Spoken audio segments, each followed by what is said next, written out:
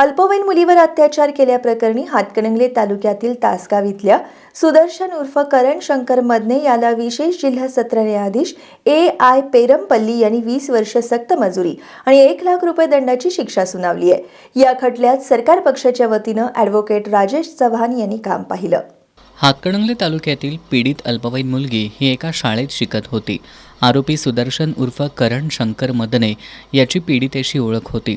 जानेवारी 2021 ते फेब्रुवारी 2021 या 2 महिन्यांच्या कालावधीत पीडितेला घरी सोडतो असं सांगून आरोपी मदने यानं मोटरसायकलवरून नेऊन पीडितेवर एका भाड्याच्या खोलीत लग्नाचं आमिष दाखवून लैंगिक अत्याचार केले। त्यानंतर पीडिताही गरोदर राहिली। या प्रकरणी पीडितेच्या फिर्यादीवरून आरोपी सुदर्शन उर्फ करण मदने याच्या विरोधात पेठवडगाव पोलिसात गुन्हा दाखल करण्यात आला होता।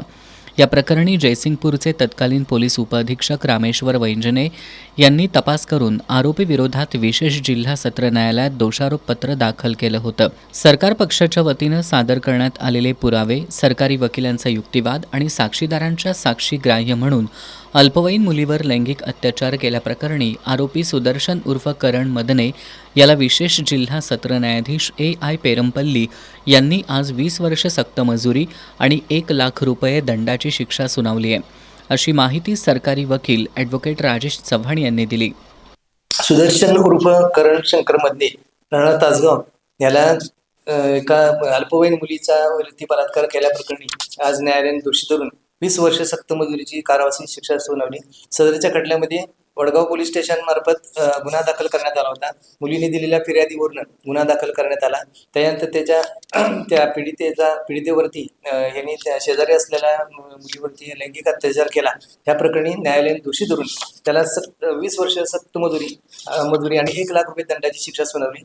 सरकार पक्षातर्फे 7 साक्षीदार तपासणी झाली आणि आलेला एकंदर पुरावा आणि पीडितेची साक्ष तसेच ह्याच्यातला वैद्यकीय पुरावा आणि DNA पुरावा हे सर्व बघून तसंच केलेला पण विस्तृत युक्तिवाद ग्राह्य म्हणून मेहरबान कोर्टाने वरीलप्रमाणे आरोपीला शिक्षा सुनावली।